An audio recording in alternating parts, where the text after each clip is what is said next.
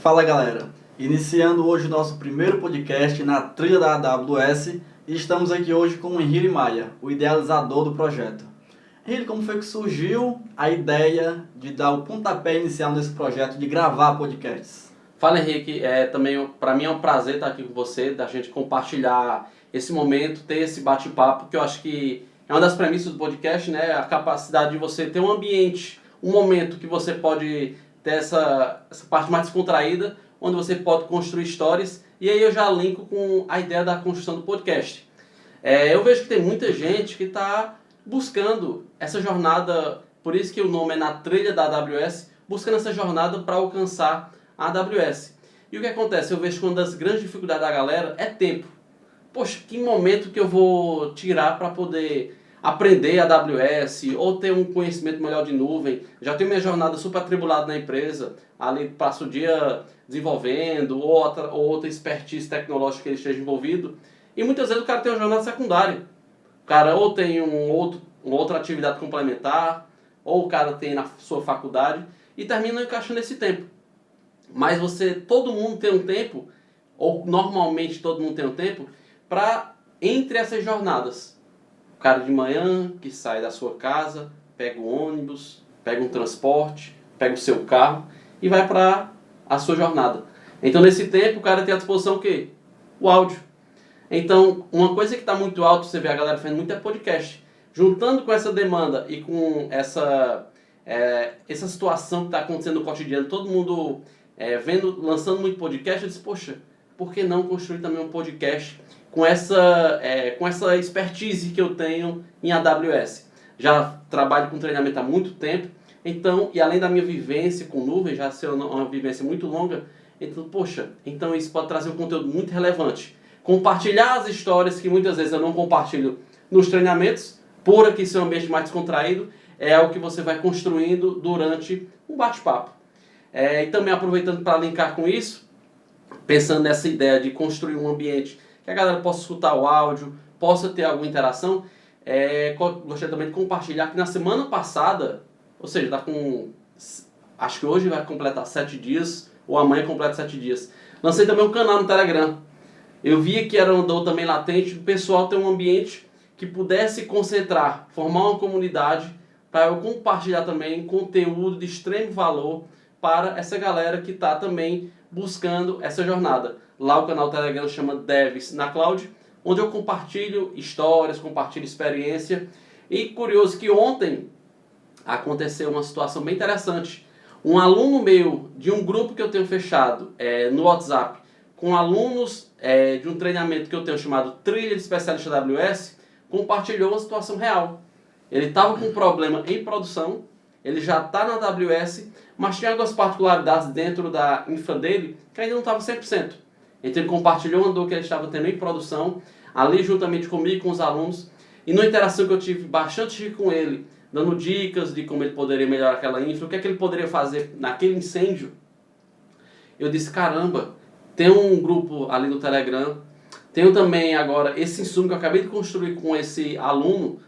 Eu disse, poxa, se eu pudesse compartilhar isso com aquela galera lá, com certeza quem está na dúvida de ir para a nuvem, ou quem está na nuvem, mas ainda não vivenciou um cenário crítico em produção, vai ter um insumo muito forte.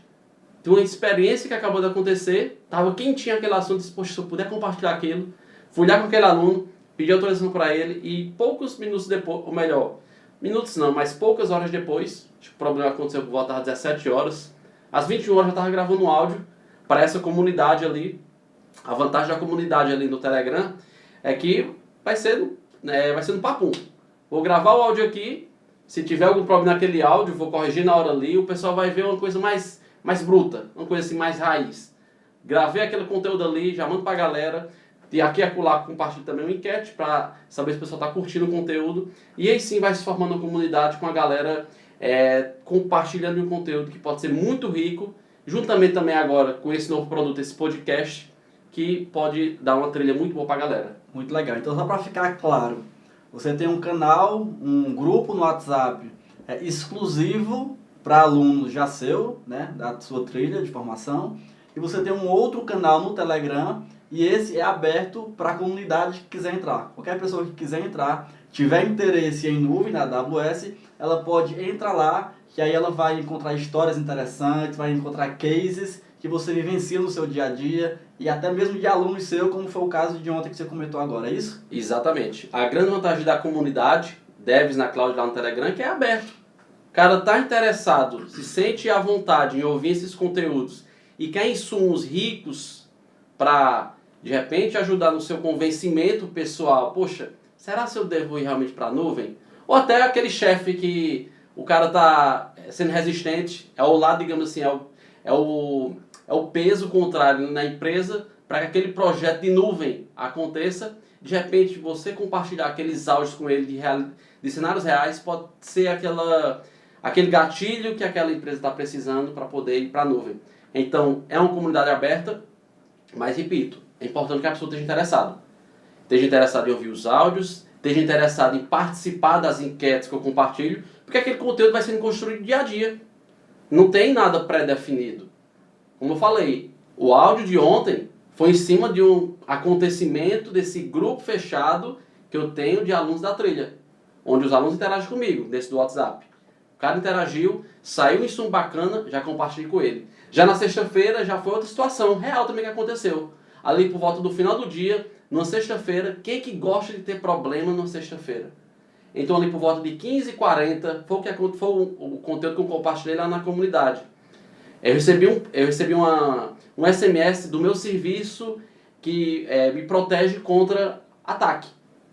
O serviço da nuvem que você tem. Um serviço na nuvem. Lá, além dessa minha área de treinamentos, eu também sou CTO da Elore, que é uma plataforma de educação à distância. E lá, a minha stack de nuvem lá já está bem extensa. Uso muitos serviços e um deles é esse, que me ajuda a proteger contra ataques.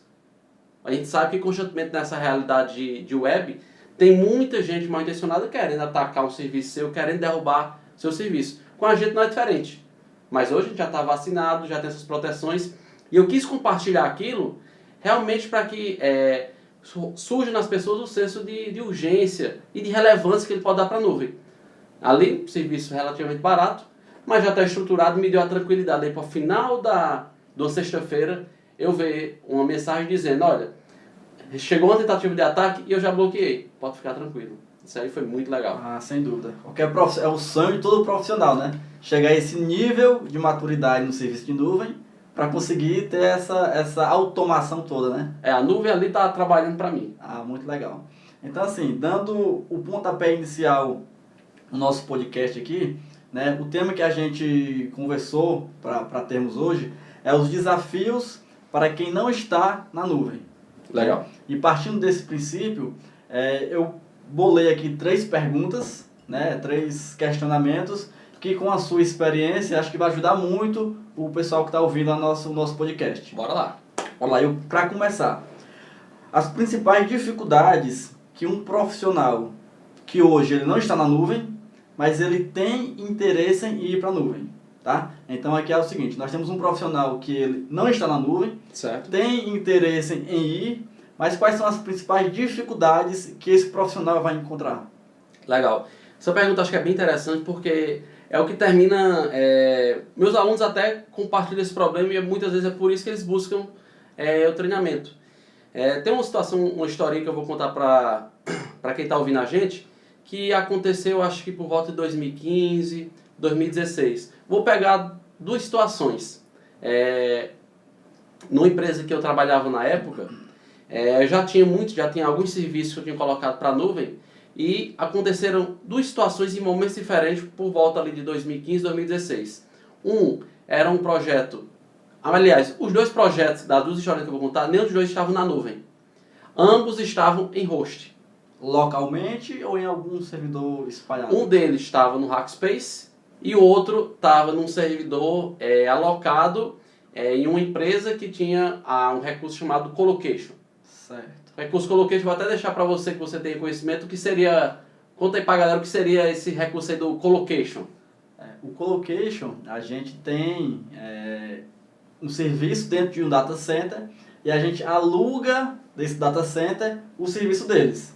né? Por exemplo, eles têm lá um servidor e a gente aluga o poder de processamento desse servidor, né? Nada comparado com o poder de processamento que tem uma nuvem, né? Mas a gente aluga alguma coisa desse servidor, né? Seja uma máquina virtual, seja um espaço de armazenamento, a gente aluga para poder utilizar para a nossa empresa. Então, é como se fosse uma extensão da nossa empresa em um serviço de data center. Perfeito, pronto.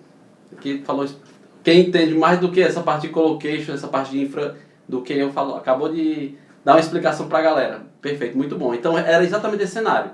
Tinha um cenário que eu tinha um projeto no Rackspace e tinha outro que estava nesse cenário de colocation. Ambos se assemelhavam, estavam no host. Lá tinha uma instância onde estava os serviços tudo junto, digamos assim. O banco de dados, a aplicação web, o local que os usuários se autenticavam, nesse caso aí está tudo acoplado, nesses dois projetos. E em ambas situações, cada um líder de cada projeto me procurou. Cara, eu queria ir para a nuvem. Leva o projeto para a nuvem. Aí você pode perguntar, poxa, ir para a nuvem para quê? O projeto já está ali, já está rodando. Mas se essa aplicação precisar escalar, se a infraestrutura que ela tem atualmente não dá conta e eu preciso escalar, nesse cenário o que é que você vai fazer? Só um parênteses aqui, você fala escalar é o crescimento dessa aplicação, né? Exatamente. Escalar seria o crescimento da aplicação. Existem duas formas de você escalar. Escalar para cima, escalar para os lados. O que seria escalar para cima? Que é o chamado scale up. Escalar para cima seria você pegar um servidor que está ali com 2 GB de memória, um poder de processamento, sei lá, 4 cores, por exemplo, e você precisa escalar para cima, porque sua aplicação não consegue adicionar novas instâncias. Então o que é que você faz? Desliga aquele hardware, aumenta o poder de processamento, liga de novo e ele está disponível. Qual a grande desvantagem disso? É downtime. Vai ter que desligar o serviço para poder acontecer aquilo. No caso do scale out, seria o escalar para fora, quando sua aplicação está pronta para isso. O que você vai fazer? Você tem essa capacidade mínima de processamento aqui, você vai adicionar só novos, que a gente pode chamar de novos nós. Seriam novas instâncias que vão se conectar à sua infraestrutura maior e vão todas elas conseguir atender os picos de processamento. Você chegar a um cenário que não tem mais pico de processamento, com a inteligência que você vai conseguir dar à sua aplicação através de gatilhos na nuvem, você vai conseguir desligar esses nós e ter uma estrutura mais enxuta e você vai pagar apenas pelo que você está utilizando. Então, nesse cenário que eu falei, essa empresa, esses dois projetos estavam na estrutura que tinha um host. Não tinha como escalar para fora. Por quê? Porque estavam num host. Não tinha como fazer isso. O cenário é só escalar para cima. E como eu falei, com downtime. Então, o cenário, quando você trabalha num cenário que sua aplicação funciona como serviço, seria sua aplicação funcionar como serviço. Onde os clientes contratam e vão pagar uma assinatura para você e vão ter acesso a consumir o teu serviço. Se aquilo crescer, poxa, como é que tu vai prever essa situação? Se essa máquina der problema, acabou. Tua aplicação está fora. Então, o pessoal não queria passar por isso. Como eu já tinha levado esses projetos para a nuvem, já sabiam as dores que poderiam enfrentar. Então, cara, eu quero ir para a nuvem. Então, no cenário 1, coloquei a situação... Aliás, nos dois cenários eu praticamente dei a mesma solução. Respondendo fazendo o gatilho com a tua pergunta, qual seria a principal dificuldade para quem quer ir para a nuvem?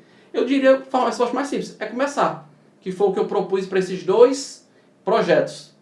Pega a tua aplicação do jeito que está. Está tudo no host? Tá tudo no host. Coloca ela no instância EC2 na AWS, que é o serviço mais simples, que é o que seria a máquina virtual da AWS.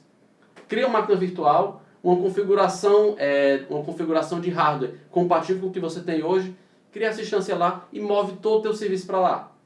Moveu todo aquele serviço para lá, então você pode dizer, entre aspas, estou na nuvem.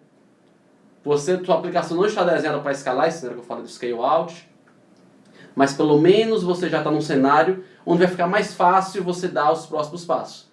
Um desses projetos, o cara topou, e no outro, o cara não topou. Não quis comprar a briga.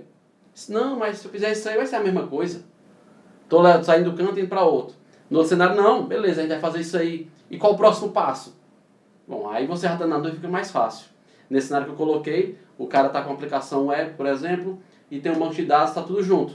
Então qual seria a primeira coisa que eles poderiam fazer? Poxa, vou pegar o banco e vou tirar da minha infraestrutura de instância EC2 e vou colocar para um serviço da AWS que vai cuidar disso. Então já comecei o processo de desacoplamento. E aí por aí vai. Ou seja, primeiro passo, pega essa aplicação do jeito que está, coloca no instância EC2 na AWS. Seria, digamos assim, o passo 1. Passo 2, começar a pensar no desacoplamento dessa sua aplicação. Então, assim, de forma resumida, a principal dificuldade que o pessoal que está querendo ir para a nuvem, mas ainda não está, a principal dificuldade que eles vão enfrentar seria dar o primeiro passo. Seria dar o primeiro passo. Quando o pessoal fala de nuvem, o pessoal pensa, poxa, ir para a nuvem, minha aplicação está elástica, é ter esse comportamento scale-out. Minha aplicação não está pronta para isso, então eu não posso ir para a nuvem. Mito. Ir para a nuvem, você pode começar como eu falei, leva a tua aplicação do jeito que está, e lá dentro da nuvem já, tu se livra desse modelo de host tradicional, se livra disso, vai para a nuvem, como eu falei, no modelo tradicional, e lá você vai fazendo a quebra do teu serviço. Assim, trazendo um pouco para a minha realidade de infraestrutura, certo? Você é da área de desenvolvimento e o seu público também é desenvolvimento, mas trazendo um pouquinho para o meu mundo de infraestrutura. Durante muito tempo a gente tentou levar, na empresa que eu trabalhava, o nosso ambiente de infra para a nuvem. Só que tentamos várias vezes, fizemos várias cotações, mas para a gente foi inviável. Foi inviável falando de custo mesmo, porque nós tínhamos uma aplicação gigantesca lá, que era necessário muito poder de processamento, muito poder de armazenamento também.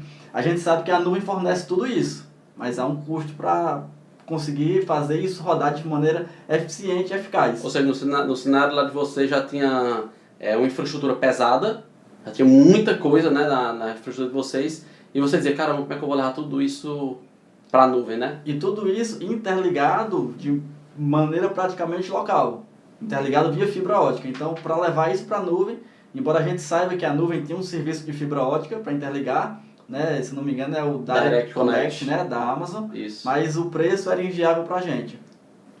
No nosso cenário, se a gente fosse fazer aí um Ctrl+C, Ctrl+V do nosso ambiente local para a nuvem, era impraticável, né? A ideia que nós tivemos na época foi de começar a levar aos poucos, né? E sim, começou a acontecer isso. Começamos a levar algumas coisas, mas de maneira muito rasteira. Começamos a levar aos poucos algumas coisas e colocamos lá, né? Até para sentir, para ver como era o comportamento. E assim, foi perfeito, foi muito bom a experiência.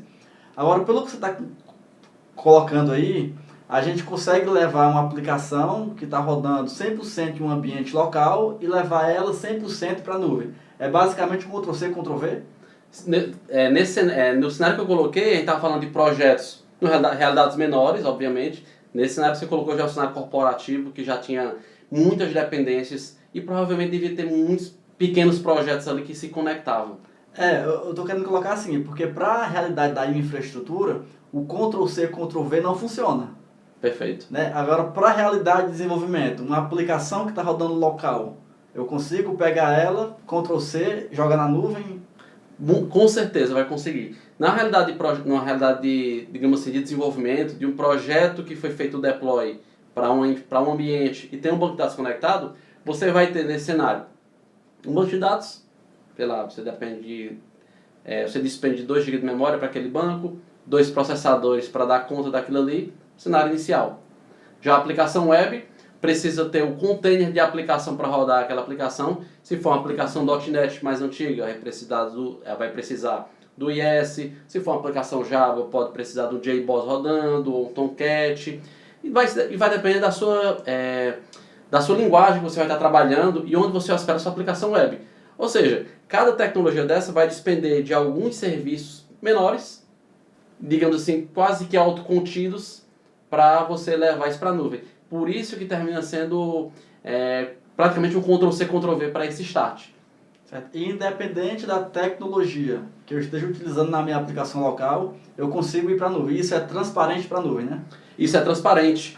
Quando você trabalha tanto com Windows, tanto com trabalho com Linux. Se você estiver trabalhando com esses 2 sistemas operacionais, o que você conseguiu configurar no seu sistema no seu sistema local ou no seu sistema de host, seja Rackspace, seja esse cenário de colocation, como a gente estava conversando, ele vai conseguir instalar também na nuvem. No caso lá no serviço na EC2, você vai basicamente alocar uma instância EC2 com Windows, se for a sua realidade, ou com Linux, se também for a sua realidade. Alocou cada uma delas, no Linux faz a conexão com SSH, no Windows faz a conexão com RDP e faz toda a tua configuração que tu precisa e dá o start. Começa. Muito bom mesmo. Então assim, recapitulando aqui, a nossa principal dificuldade que você colocou é começar, é dar o primeiro passo, né?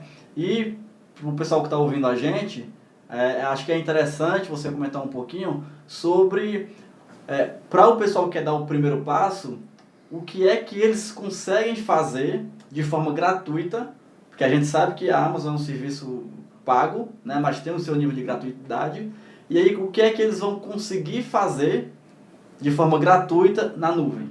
Legal, muito oportuna essa pergunta, porque o pessoal fica muito com essa questão do custo, né? Poxa, eu vou começar na AWS, mas eu vou começar pagando. E pedem logo um cartão de crédito, né, lá, quando você vai criar sua conta. É interessante isso aí. E uma das primeiras coisas que eu ensino nos meus treinamentos, como é que você faz a criação da conta e como é que você configura para que você seja notificado quando consumir os primeiros centavos da sua conta. A questão da cobrança, a questão da adição do cartão, é porque no momento que você está com todo aquele poder à sua disposição da nuvem, você pode fazer o que você quiser. Você pode levantar super instâncias, como você pode levantar pequenas instâncias que vão estar nessa camada gratuita que você falou. Para quem está criando a conta agora na AWS, você vai ter 12 meses do que a gente chama de free tier. Existe uma camada free à sua disposição. Por exemplo, a gente está falando de máquina virtual instância C2. Você pode levantar 750 horas por mês, repito, 750 horas por mês. Se você for fazer a conta, isso cobre 31 dias e mais 6 horas. O máximo de dias que nós temos no mês são 31 dias. Então é 31 dias e mais 6 horas.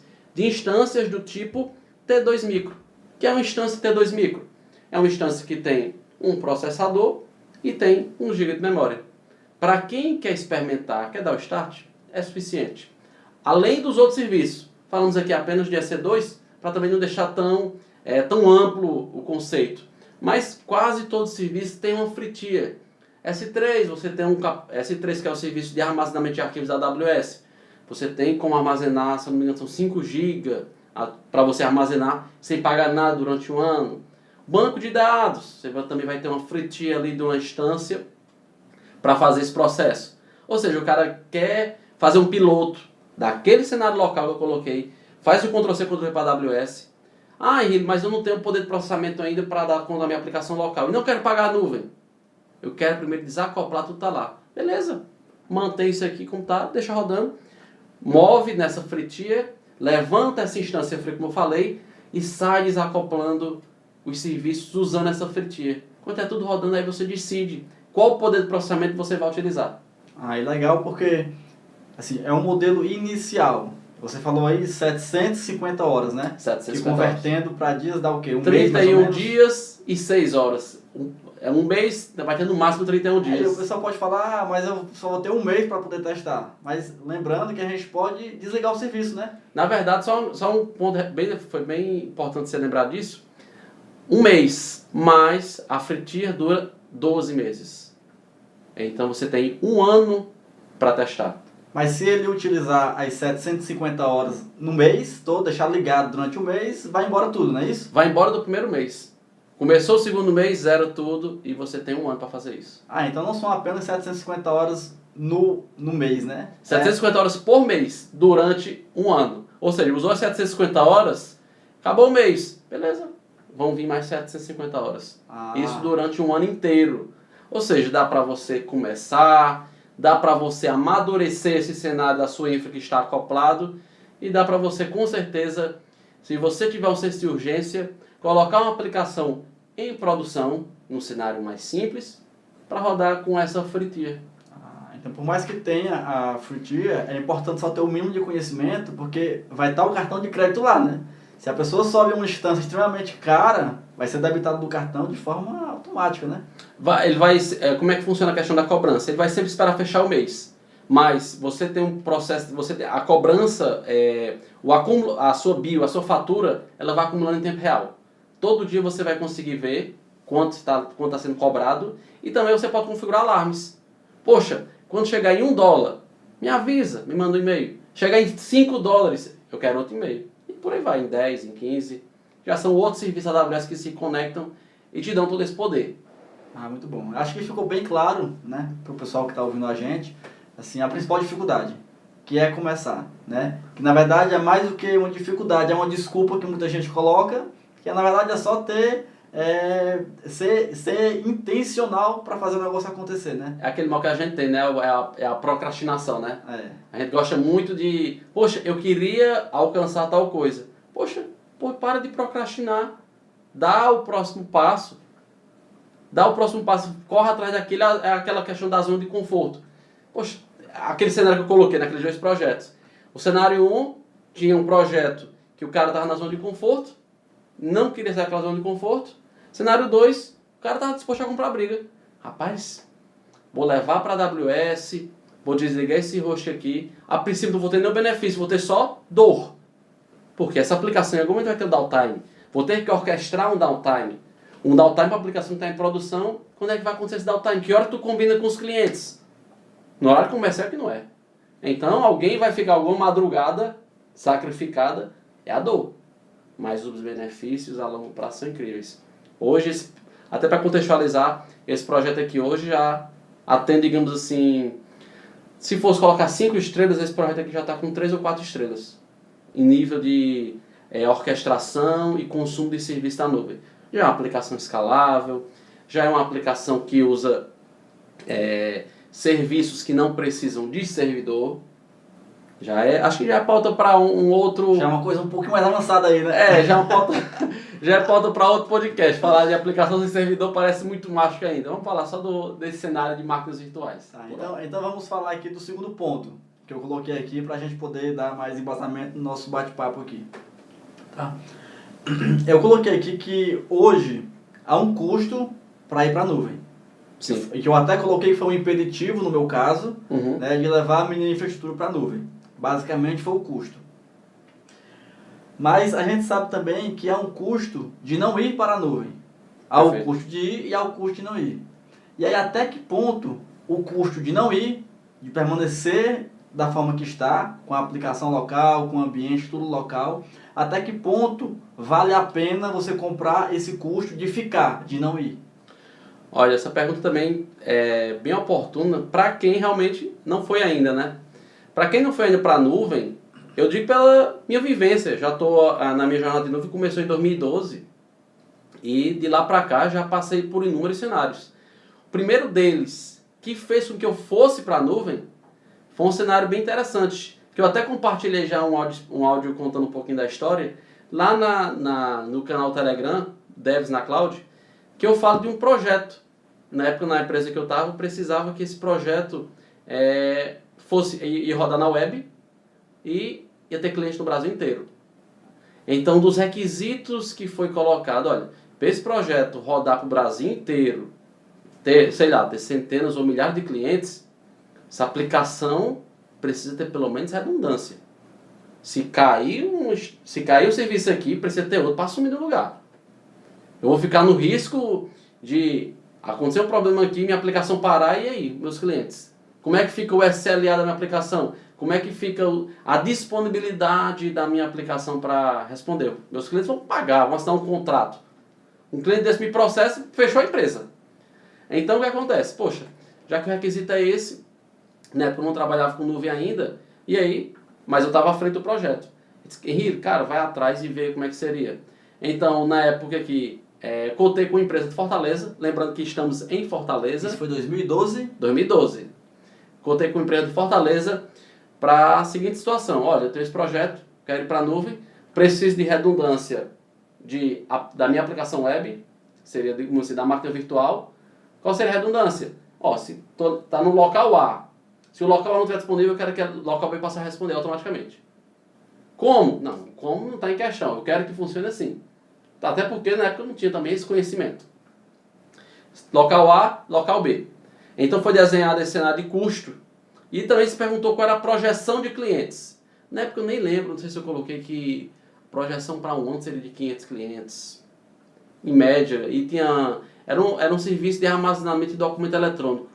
Fiz uma projeção na época com uma conta, passei para o pessoal de infra dessa empresa, eles chegaram com a conta. Ó, para a tua aplicação rodar, do jeito que você está me colocando aí, tu vai precisar pagar R$16.000 por mês. Então, vocês tinham um serviço para colocar para rodar, que precisava atender muita gente ao redor do Brasil, e aí precisava ser altamente disponível. Se caísse de um lado, precisaria automaticamente subir no outro lado. Exatamente. E aí, quando chegou com esse questionamento pessoal de infra, eles te devolveram... Dessa empresa que foi contactada. Certo. Aí eles chegaram com uma conta de que seria quantos mil por mês? R$16.000 por mês. 8.000 de cada servidor. Eram computadores que tinham infraestrutura bem parruda para dar conta daqueles 500 clientes que eu projetei, porque não tinha cenário de, como eu falei lá no início, falando em nuvem, né? Cenário de scale out. Que seria, se encaixando de scale out, que seria o scale out, como é que se encaixaria nessa realidade?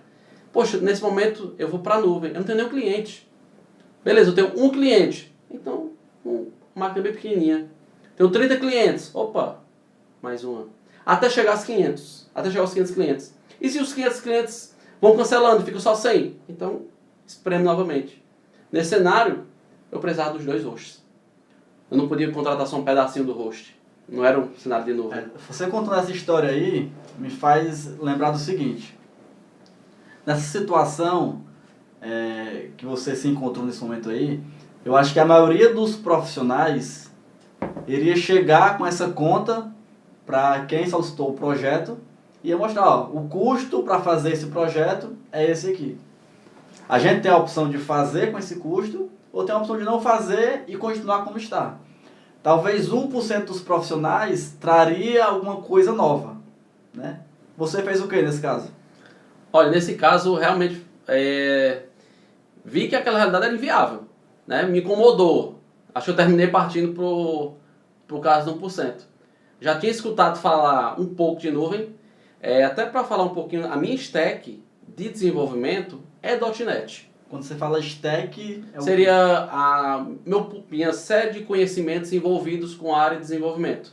Ou seja, eu sou nativo, por exemplo, sou nativo em falar português.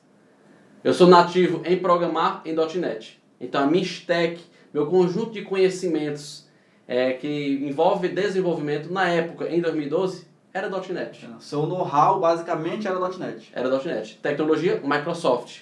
Então você pode pensar, poxa, a Microsoft tem uma nuvem, tem o Azure. A AWS é outra nuvem. E na época, eu já tinha ouvido falar tanto das duas nuvens.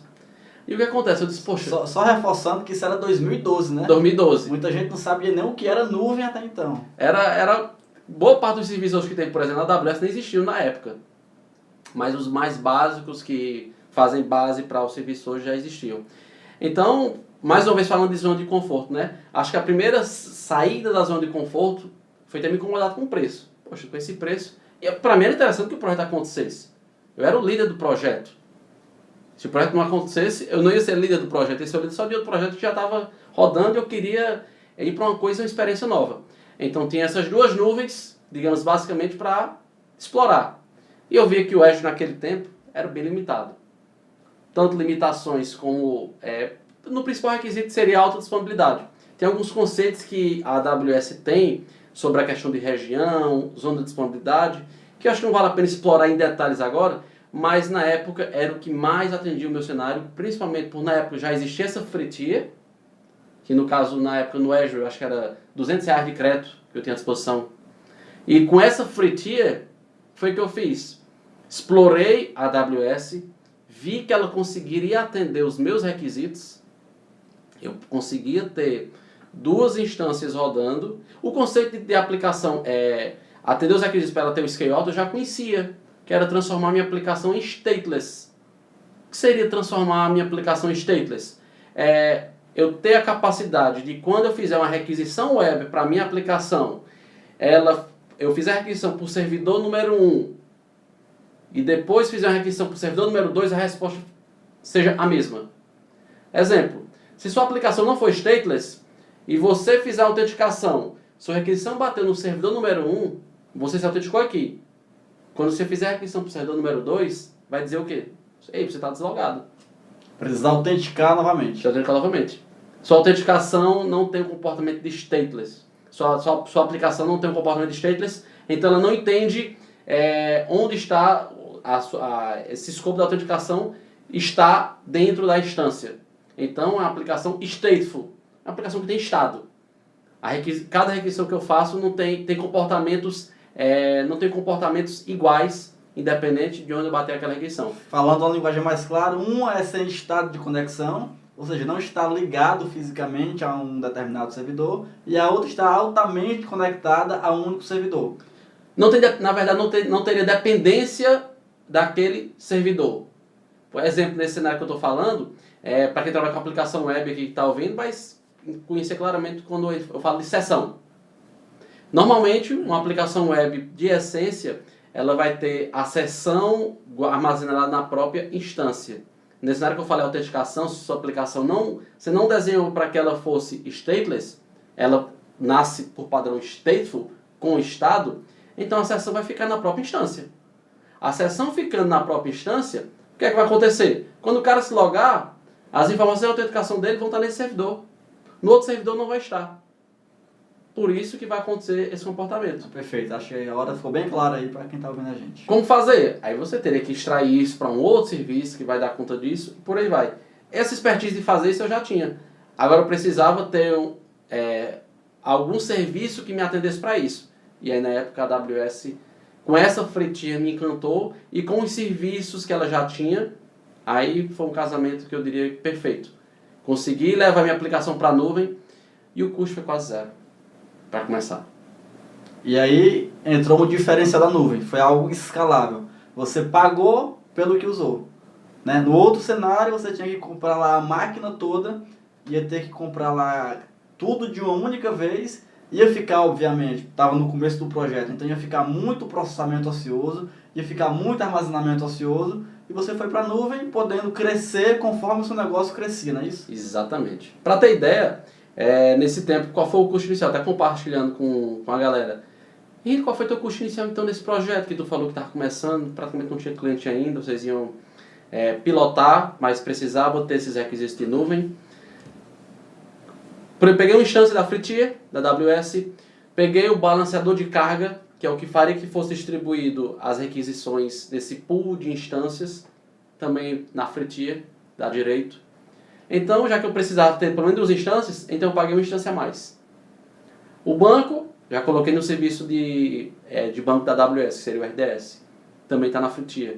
Ou seja, eu comecei tudo para com a Fritier. À medida que foi entrando cliente, aí sim foi começando a ter um custo gradual com a AWS. E aí foi se pagando, né? E aí foi se pagando. Entrava a receita do cliente, pagava a nuvem e já começava a ficar recurso para a empresa já começou a capitalizar. Ah, perfeito. Então acho que com esse exemplo aí fica muito claro a importância de se ir para a nuvem quando você trabalha com desenvolvimento.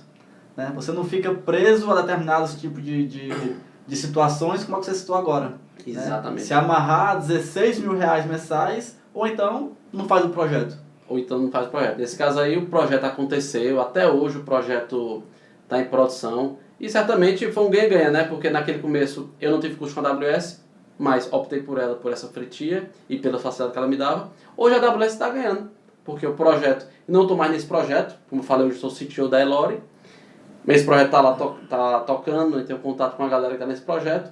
O projeto já tem, acho que tem milhares de clientes já, está escalando bem e já tem o seu custo com a nuvem proporcional ao que está consumindo. Preço justo e resultado já aí bem elevado. Não, muito legal. Esse exemplo aí acho que foi para fechar, mas para poder encerrar assim com chave de ouro, eu queria falar um pouquinho sobre mudança, né? Sobre a resistência que o ser humano tem a mudanças. E aí a gente vai para o ponto 3 aqui do nosso bate-papo, do nosso podcast, que é para falar justamente sobre isso. A gente sabe que de uma maneira geral, né, o ser humano ele é muito resistente a mudanças. Porque a mudança, ela tira a gente da nossa zona de conforto. Né? Por um outro lado, há uma frase que diz que todo crescimento só acontece fora da zona de conforto. Então, se eu estou na minha zona de conforto, se você está na sua zona de conforto, tenha uma certeza, você não está crescendo, você está parado. Todo crescimento só acontece fora da zona de conforto. Então, o que eu queria era que você pudesse deixar uma mensagem de encorajamento para esse pessoal que está procrastinando a ida para a nuvem. O pessoal que sabe que está a importância, sabe que tem que ir, mas está acostumado com aquele padrão dele ali, com aquele mundo dele, de fazer as coisas aqui tranquilamente, local, e sabe a necessidade, mas não está indo, está procrastinando, está empurrando com a barriga, como diz o ditado. Perfeito. Olha, muito boa essa pergunta, porque eu estou num cenário lá na empresa que a gente está precisando contratar devs. E o que acontece? A gente abriu o cenário para contratar dev agora do Brasil inteiro. E com esse meio expertise de nuvem, é natural que dentro do que a Elore, que é a plataforma de educação à distância, tenha como requisito, seja conhecimento em nuvem, porque a gente usa muito serviço. Poxa, acho que pelo menos uns 15 a 20 serviços AWS a gente utiliza. E é uma realidade global. Se você que está ouvindo esse podcast for pesquisar por vagas na área de desenvolvimento, tenta pesquisar por vagas globais. Vagas no Canadá, vagas na Europa, vagas nos Estados Unidos, para a área de desenvolvimento. Você vai ver que um requisito que está cada vez mais presente é nuvem. Nesse caso, não precisa ser a nuvem da AWS não. O Azure também, o pessoal está requisitando. Mas a nuvem da AWS é a nuvem que hoje é a nuvem que eu acredito mais, que eu já tenho toda a minha experiência, e a nuvem que eu acho que atende melhor para inúmeros cenários. Só um parênteses, eu acho que daí a dificuldade de vocês, né, empresários locais que precisam de profissionais de nuvem, não conseguir encontrar, porque acho que muita gente, como tem muita vaga lá fora, quando tem uma oportunidade as empresas de fora já estão buscando, né? As empresas de fora já estão buscando. Então levanta quem?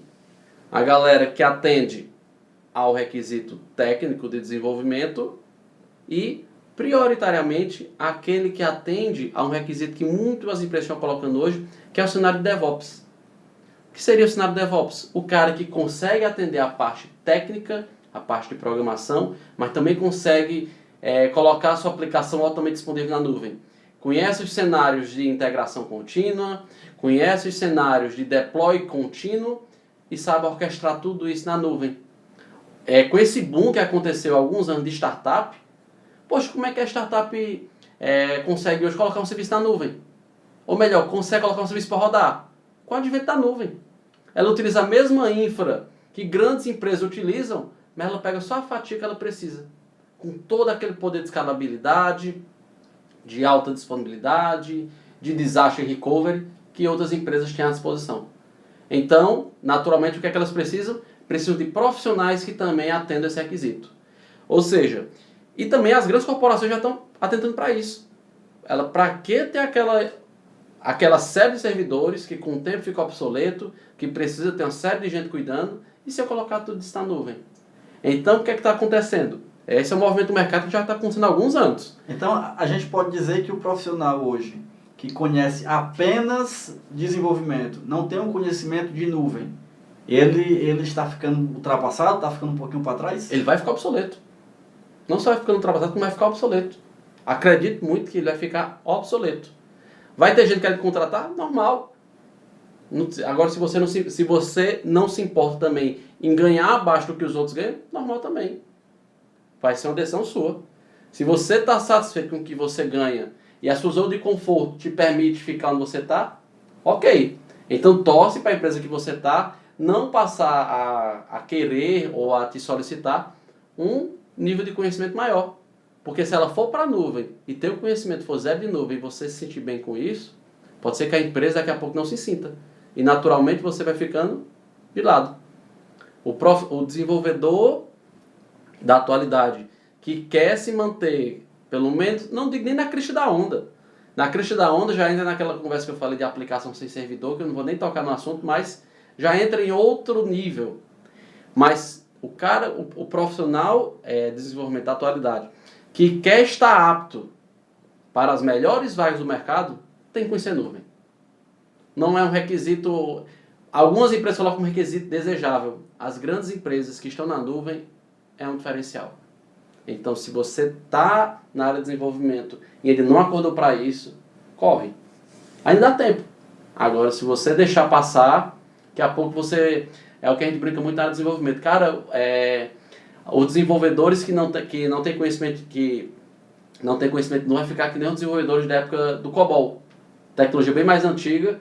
E daqui a pouco foi se tornando obsoleto a necessidade deles. Teve uma onda que voltou, que como tinha algumas empresas antigas que precisavam ter desenvolvedor desse tipo, terminou ainda precisando de alguns.